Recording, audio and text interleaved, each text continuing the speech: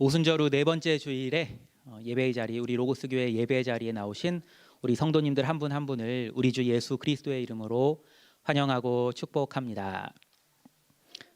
감사합니다. 네, 오늘은 마가복음 4장 35절에서 41절을 본문으로 말씀을 전하도록 하겠습니다. 네, 마가복음 4장이 혹시 어떤 장인지 아시나요? 마가복음 4장은요, 하나님 나라의 비유가 담긴 특별한 장입니다. 예수님께서는 마가복음 4장에서 하나님 나라 비유를 여러 개를 연속해서 들려주십니다.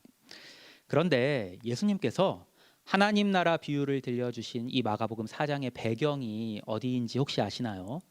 우리는 마가복음 4장 후반부를 읽었지만 마가복음 4장의 전반부를 들여다보시면은 예수님께서 어디에서 모여든 사람들에게 하나님 나라의 비유를 들려주셨는 줄을 알 수가 있습니다.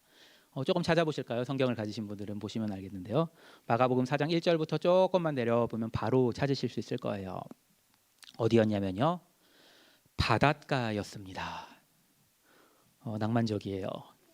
네, 우리가 주님의 말씀을 듣기 위해서 이 자리에 함께 모였잖아요. 예배당에 이렇게 모였는데요, 주님 말씀 듣기 위해서 모인 거잖아요.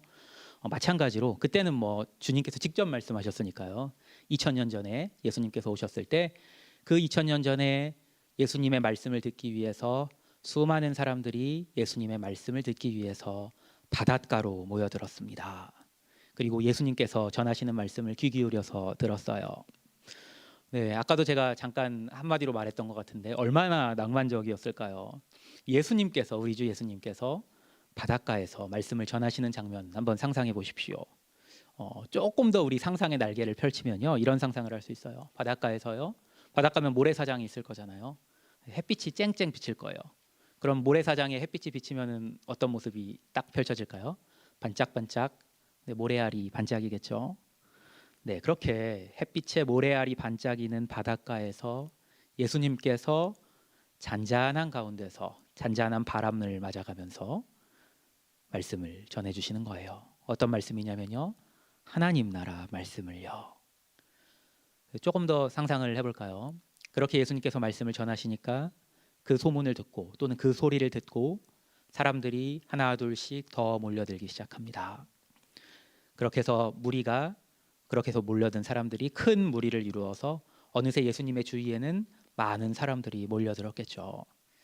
당시에는 지금 제가 사용하고 있는 마이크 같은 게 없었잖아요. 그러니까 사람들이 많이 모이게 되면서 예수님의 말씀이 이제 잘 전달이 안 됐을 거예요. 그래서 예수님께서 어떤 행동을 하시냐면요, 오늘 마가복음 4장을 자세히 보시면 발견하실 수 있는데요, 예수님께서 바닷가에다가, 그러니까 바닷가, 이제 모래사장과 바다의 경계겠죠, 거기다가 배를 한 척 띄우시고요, 그 배 위로 올라가세요. 그럼 높은 곳에 이렇게 올라가셨잖아요. 그러니까 바다의 배 위에서 예수님이 딱 뱃머리에 딱 쓰셔가지고 모래사장을 바라보면서, 바닷가 모래사장을 바라보면서, 거기에는 큰 무리가 있었겠죠. 네, 그 큰 무리를 바라보시면서 예수님께서 말씀을 전하십니다. 온 무리가 바닷가 육지에서 배 위에 계신 예수님의 말씀을 경청해서 듣습니다. 낭만이라는 단어를 너무 많이 쓰는 것 같긴 하지만 정말로 낭만적이지 않습니까? 좀 부럽기도 해요. 저도 그렇게 배 위에서 바다 모래사장을 향해서 말씀을 전하시는 예수님의 음성을 직접 듣는다면 얼마나 그게 행복한 일일까 하는 생각이 듭니다. 그러니까요. 그렇게 예수님께서는 하나님 나라를 전하시고 무리들은 하나님 나라를 예수님으로부터 직접 듣고 그렇게 날이 저물었습니다. 날이 저물자 예수님께서는 제자들에게 이렇게 말씀하십니다. 오늘 본문 첫 절인데요, 그날 저물 때에 제자들에게 이르시되 우리가 저편으로 건너가자 하시니 그들이 무리를 떠나 예수를 배에 계신 그대로 모시고 가매 다른 배들도 함께 하더니. 예수님과 한 배에 탄 제자들은 어떤 제자들이었을까요? 말할 나위도 없이 바닷가에서 예수님의 말씀을 가장 가까운 자리에서 가장 경청해서 듣던 제자들이었을 겁니다. 모르긴 몰라도 아마 12제자가 여기에 속했겠죠.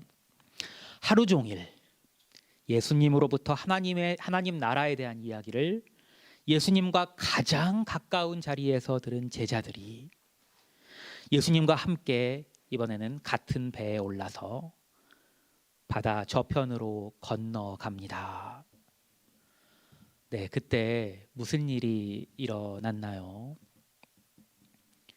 큰 광풍이 일어나며 물결이 배에 부딪혀 들어와 배에 가득하게 되었더라. 네, 방금 전까지는요, 분명히 너무나 낭만적이었습니다. 말씀드렸죠. 햇빛에 반사되어서 반짝이는 모래알. 그것을 바라보며 또한 귀에는 바다에서 불어오는 산들바람, 잔잔한 바람 소리를 들으며 예수님의 부드러운 목소리를 듣고 있었습니다. 그런데 그 시간이 끝나고 날이 저물어 배를 타고 항해를 시작하자 언제 그랬냐는 듯이 조금 전까지의 낭만과 평화는 온데간데 없고 바람이 배를 흔들고 바닷물이 배에 들어와서 배에 가득 차서 배가 뒤집힐 위기에 처했습니다. 비단 예수님의 제자들만 12제자만 겪은 문제는 아닐 겁니다. 우리도 그런 상황을 종종 마주하지 않습니까? 아침 일찍 눈부신 햇살을 받으면서 성경을 펼쳐서 말씀을 읽음으로 하루를 우리는 열지요. 하나님께서 우리에게 속삭이는 음성을 들으면서 은혜를 받습니다. 그런데 그 낭만적인 정경 속에서 내가 받았던 은혜가 그리고 그 평화가 얼마나 계속해서 유지되던가요? 이 자리에서 우리가 함께 모여서 예배한 후에는 또 어떻습니까? 찬양하고 기도하고 그리고 말씀을 들을 때 우리는 분명 하나님께서 우리에게 하늘로부터 부어주시는 은혜를 받습니다. 성령께서 우리 안에서 역사하실 때 우리는 은혜를 받지요. 그러나 우리가 그렇게 하나님으로부터 은혜를 받고 하나님 나라를 듣고 이 자리를 떠나서 우리가 몰고 온 차를 타고 집으로 돌아갈 때 다시 저편으로 건너갈 때 우리의 삶이 잔잔하기만 하던가요? 한 가지 분명하게 짚고 넘어가야 할 사실은 우리는 분명히 하나님 나라를 살아가는 사람들이 맞습니다. 이 자리에서 우리는 하나님 나라에 대해서 듣고 제가 지금 여러분에게 하나님 나라를 선포하잖아요. 그리고 그 나라를 꿈꾸면서 우리는 자리를 떠납니다. 그러나 그렇다고 해서 이곳을 떠났을 때 우리의 삶이 반드시 순탄한 것만은 아닙니다. 우리 삶을 흔들어대는 무언가가 꼭 있다는 사실을 우리는 경험적으로 알고 있습니다. 살짝 흔들어내는 정도인가요? 아니요. 살짝 흔들어내는 정도가 아니라 큰 광풍이 일어나며 물결이 우리 인생의 배에 부딪혀서 우리가 타고 있는 인생의 배에 물이 가득하게 차게 되는 경우가 너무나 많이 있습니다. 그때 우리는 어떻게 행동하나요? 많은 경우에요. 우리는 우리의 힘을 의지해서 그 상황을 타개해 보고자 합니다. 어떻게든 다시 배를 정상으로 돌려놓기 위해서 부단히 힘을 씁니다. 어떻게든 불어오는 바람을 막아보고 어떻게든 들이쳐오는 물을 막아보고 들이쳐온 물을 퍼내어서 밖으로 쏟아내려고 우리는 부단히 노력을 합니다. 그러나 그것은 임시 방편이 될 수는 있을지언정 결코 온전한 해결책이 될 수는 없습니다. 왜죠? 바람과 바다를 잠재우지 않고서는 근본적인 문제가 해결될 수가 없기 때문입니다. 그리고 분명한 건요, 우리 힘으로 바람을 막아볼 수는 있을지언정, 그리고 파도를 막아볼 수는 있을지언정 멈출 수는 없습니다. 이것을 깨달은 제자들이 그제서야 예수님을 찾습니다. 예수께서는 고물에서 베개를 베고 주무시더니 제자들이 깨우며 이르되 선생님이여 우리가 죽게 된 것을 돌보지 아니하시나이까 하니. 네, 이 구절에서 고물이라는 단어가 나오죠. 고물이라는 단어가 생소한 분들이 아마 많을 겁니다. 고물이 어딘지 혹시 아시는 분 있으세요? 고물이 뭘 가리키는지 아시는 분 있으세요? 고물은요, 배에서요 가장 뒤편, 배의 가장 뒤편을 가리킵니다. 그러니까 뱃머리하고 반대말이라고 보시면 돼요. 참 희한한 게요, 우리는 우리가 해볼 수 있는 모든 걸 다 해보고 나서야 우리 주님을 찾습니다. 왜 우리 주님을 처음부터 바로 찾지 못할까요? 우리가 우리 주님을 우리 인생의 가장 뒤편 고물에 계시게 했기 때문입니다. 우리 인생 배를 우리가 조종하기 때문에, 다시 한번 말할까요? 우리 인생 배를 우리 주님께서 몰고 가시게 하는 것이 아니라 우리가 우리의 인생의 배를 조종하기 때문에 우리 주님께서 우리 인생의 배의 가장 뒤편 고물에서 주무시게 된 것은 아닐까요? 여러분의 인생 배에서 우리 주님은 어디에 계십니까? 배의 선장으로서 뱃머리에 계십니까? 아니면 혹시 여러분은 우리 주님을 배 가장 뒤편 고물에 누워 계시게 하지는 않았습니까? 제자들이 급히 주님을 찾아서 고물에서 주무시던 주님을 흔들어 깨웁니다. 그리고 나서 한 첫 마디가 무엇이었냐면요, 이것이었어요. 선생님이여 우리가 죽게 된 것을 돌보지 아니하시나이까. 불평이죠. 왜 우리로 하여금 이러한 고난을, 이러한 고초를, 이러한 풍파를 만나게 하시냐고, 왜 우리를 돌아보지 않으시냐고 그렇게 불평한 겁니다. 다음 장면이 어떻게 되나요? 예수께서 깨어 바람을 꾸짖으시며 바다더러 이르시되 잠잠하라 고요하라 하시니 바람이 그치고 아주 잔잔하여지더라. 네, 본문은요 분명히 예수님께서 바람을 꾸짖으셨다고 말씀합니다. 그런데 제 눈에는 예수님께서 바람을 꾸짖으신 것이 아니라 제자들을 꾸짖으신 것 같이 보입니다. 방금 전까지 바닷가에서 내가 뱃머리에 앉아서 하나님 나라를 전파했는데, 바닷가 낭만적인 상황 속에서는 내 얘기를 그렇게 경청하더니 그 낭만이 거치고 바람과 파도가 불어오는 바다로 나와서는 나를 찾지 않아서 나로 고물에서 자고 있게 하지 않았냐고.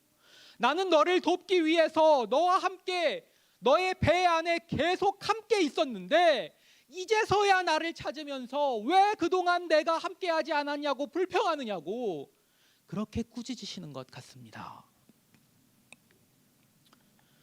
고물에서 주무시던 예수님께서 일어나셔서 천천히 다시 뱃머리로 나아가십니다. 예수님께서 하나님 나라를 설파했던 그 자리로 말입니다. 그리고 나서 예수님께서 딱 한마디 말씀하십니다. 누구에게 말씀하시냐면요, 바람과 바다에게 말씀하십니다. 잠잠하라, 고요하라. 우리 주님께서 뱃머리에 계시면 바람도 바다도 잔잔해집니다. 왜냐하면 우리 주님 앞에서는 바람과 바다도 순종하기 때문입니다. 모든 것이 우리 주님 앞에 순종합니다. 우리의 상황이라고 예외일까요? 아니요, 결코 그렇지 않습니다. 우리 주님께서 우리 인생의 풍파도 능히 다스리실 수 있는 분이심을 믿으십니까?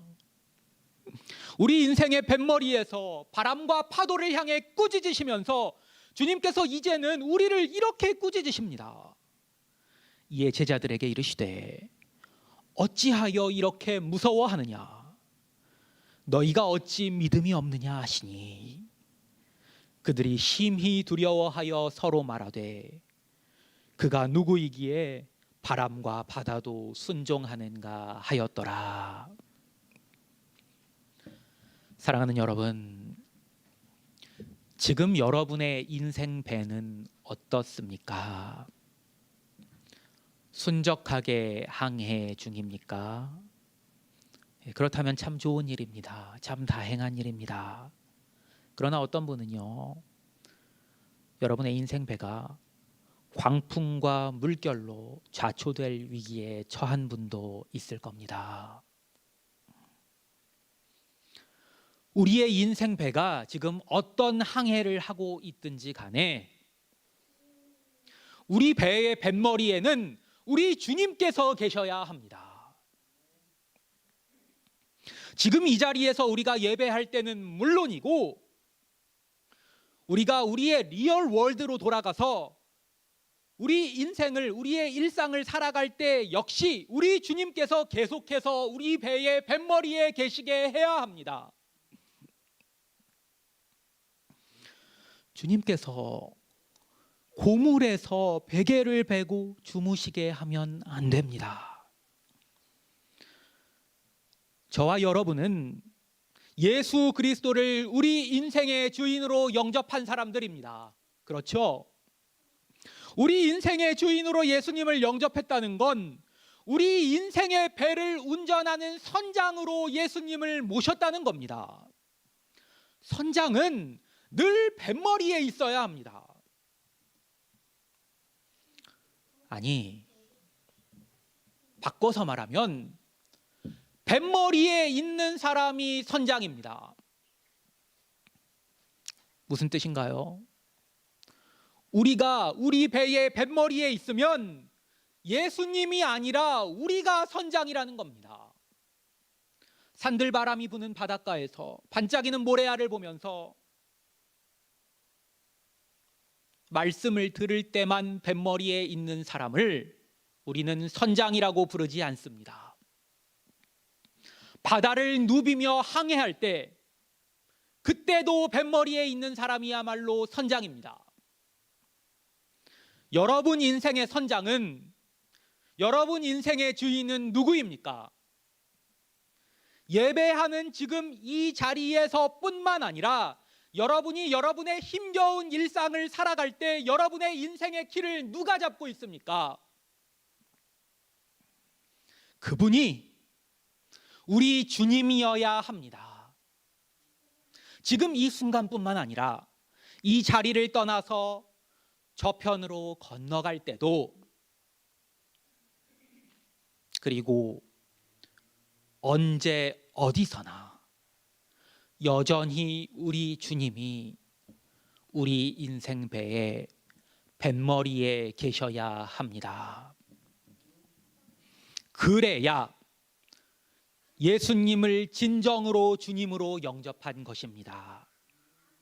우리 인생의 모든 문제를 오직 우리 주 예수 그리스도께서만 해결해 주실 수 있음을 믿고 그분께 우리 인생의 뱃머리를 내어드려야만 우리는 예수님을 믿는 것입니다. 바라기는 저와 여러분이 진정으로 예수님 믿는 삶을 살기를 원합니다. 제가 아직 한국에 있었던 2014년에 명량이라는 영화가 한국에서 개봉했습니다. 미국에서도 혹시 개봉했는지 모르겠습니다. 네, 제가 그때 아직 아내하고 결혼하기 전이었는데요. 이제 연인 관계로서 영화관에서 그 영화를 봤던 기억이 납니다. 네, 배우가 최민식 배우가 나와요. 네, 주인공 이순신 장군 역을 맡았습니다.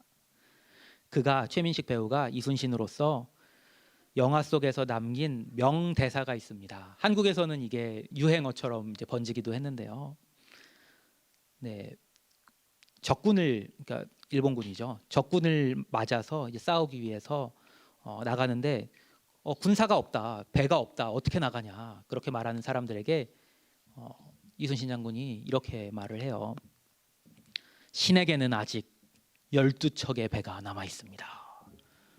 네, 흉내내기는 쉽지 않네요. 그리고 그 12척의 배로 그는 큰 승리를 거둡니다. 네, 제가 그냥 가만히 이제 설교를 준비하면서 이런 생각이 들더라고요. 우리 로고스 교회에도 딱 그만큼의 배가 있습니다. 결코 많은 숫자는 아니지만요. 우리도 큰 승리를 거둘 수 있습니다. 다만 한 가지 중요한 조건이 필요합니다. 뭐죠? 우리 배들의 뱃머리에 우리 주님께서 계셔야 합니다. 영화 속 이순신 장군은요, 12척의 배를 이끌고 나가서 적군 330척의 적함을 무찌릅니다. 그러나 우리 주님은요, 330척의 적함이 아니라 330척의 적함을 무찌르는 정도가 아니라 바람과 바다를 다스리시는 분입니다. 우리는 무서워할 것이 없습니다. 돌아오는 한 주는 광풍과 물결을 바라보며 무서워하는 대신 우리 주님을 신뢰하는 연습을 하는 그런 한 주가 되었으면 좋겠습니다. 혹시 우리 주님께서 여러분 인생의 배에 고물에서 베개를 베고 주무시고 계시다면 그분을 얼른 깨워서 뱃머리로 모시고 가서 우리 인생 배에 키를 넘겨드리는 연습을 했으면 좋겠습니다. 그것이 진정으로 우리가 우리 주님을 우리 인생의 주인으로 모시는 중요한 행위입니다. 제자들처럼 우리 주님을 고물에 계시게 하고서 왜 우리가 죽게 된 것을 돌보지 아니하시나이까 불평하지 맙시다. 우리 주님을 고물에서 주무시게 한 것을 회개하고 우리의 인생의 주인이신 주님을 우리 인생 배의 뱃머리로 모셔드립시다. 그러면 그분께서 바람을 보시며 파도를 보시며 바람을 꾸짖으시며 바다더러 이르시되 잠잠하라 고요하라 명령하실 것이고 바람이 그치되 아주 잔잔하여질 것입니다. 무서워하는 우리에게 너희가 어찌 믿음이 없느냐 말씀하시는 주님의 음성을 들으면서 주님, 저의 믿음 없음을 용서하여 주세요. 솔직하게 용서를 구하며 우리 주님을 다시 한번 우리 인생의 진정한 주인으로 모셔드립시다. 그렇게 우리 주님께 우리 자신을 내어드림으로써 성령께서 우리 안에서 역사하실 때 그때 일어나는 크고 놀라운 일을 경험하는 복된 여러분 되시기를 우리 구주 예수 그리스도의 이름으로 간절히 축원합니다.